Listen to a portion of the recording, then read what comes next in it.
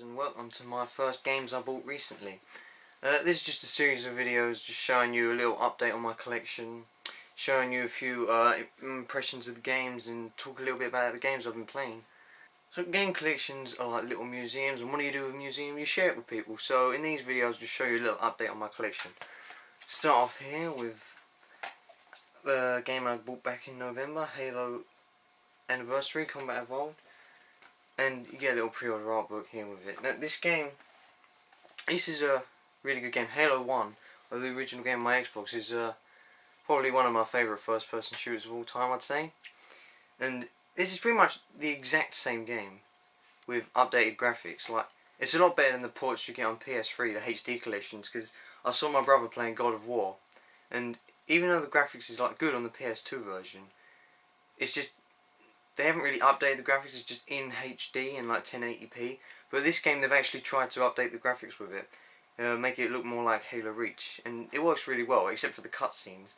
The cutscenes look really like they've updated the graphics, but they haven't really updated the textures and stuff, so it all looks really ugly. I don't know how to explain it until you'll see it when you play it. But yeah, this game is really good. It's exactly what you want. It's exactly like the old game, but it feels fresh. So yeah, when you pre-order the game, you get a nice little art book.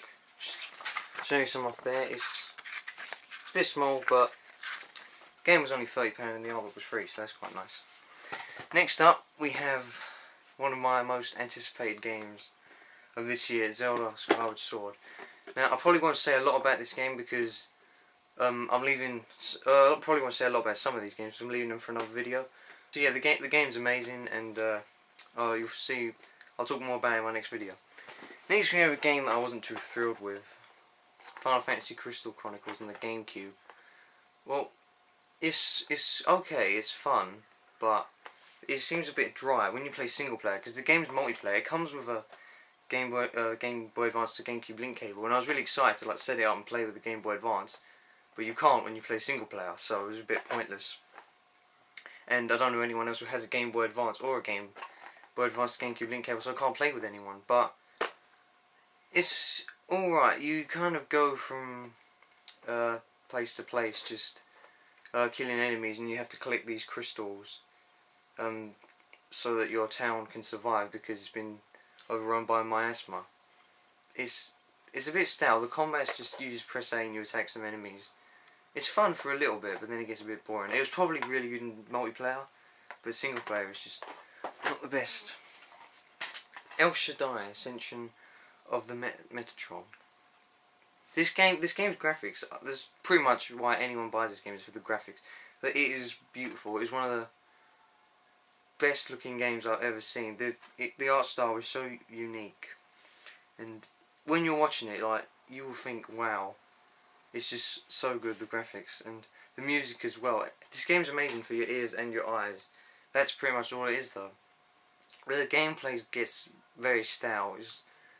But when you start off, you'll notice that all you're doing is hitting the X button to attack enemies, and that is pretty much what you do throughout the whole game. There's 2D platforming bits which are fun. The platforming in 3D is not that great because, like, you can never see your shadow, so you end up falling down all the time. There are also driving sections which are quite good. I was looking forward to them, and they are fun. It seems a bit like Tron, because it all looks all futuristic with the graphics and everything you're wearing and stuff. But if you play this game, you'll notice that all you really are doing throughout most of the game is just bashing X. And if you play it on like normal, you'll be bashing X, then you'll be getting hit, and then when you die, all you do is bash all the buttons to get revived. So there's not really much of a challenge either, except when you die, you go back to a checkpoint, which is never that far away anyway. But other than that, the storyline's really good. Like, the way you save, you go up to a guy who's on his phone, and all the characters are great as well. He's quite funny. It's all very unique. So overall, it's an alright game. The graphics are some of the best I've ever seen, but gameplay just doesn't hold up as well. And now Rayman 3. Like, I didn't really see me getting that many games this past couple months. I thought I was only going to get like 4 or 5, but I went out and picked up a bunch more. So as gamers, you know we do that. But Rayman 3, I didn't think I was going to pick this up, and I did. I really love the Rayman games. The Rayman trilogy, 1, 2 and 3, some of my favourite games favourite platformers, especially Rayman 2. This one, probably my least favourite. I don't like it as much as Rayman 2, because Rayman 2 is more of like a kind of darkish storyline and atmosphere, which I really enjoyed for some reason. This game's more humorous. It tries to take it back to Rayman 1, while still having like platforming and the stuff from Rayman 2. And it works, I don't know, it depends, it's really about taste. The power-ups and stuff in this game are really fun. I haven't played this game too much since I bought it. I'm mainly just talking about before, so I can't remember too much. But the length of the levels are fun. The length of the game is great. The humour is really good. It just didn't hold up as well as Rayman 2, I don't think, to me at least. And this is one of the best games I've played all year, Xenoblade Chronicles. Was really looking forward to this game. I mean, I was looking forward to it so much that I didn't want this bundle to sell out, and it was my birthday a little while ago, and I asked my mum like 3 months in advance to buy this for me so that I knew it wouldn't sell out. But yeah, this game is really great. One of the best RPGs I think I've ever played. The characters are so good. I mean, there was a scene, it's near the beginning, if you've played it you might know, but it was so like moving that I had to get up and turn the game off and then sit down and just think about what happened. It's got such great characters, the storyline's really great, and the combat's really fun as well. I mean, you sort of like a mix between Kingdom Hearts and Final Fantasy 12, I'd say.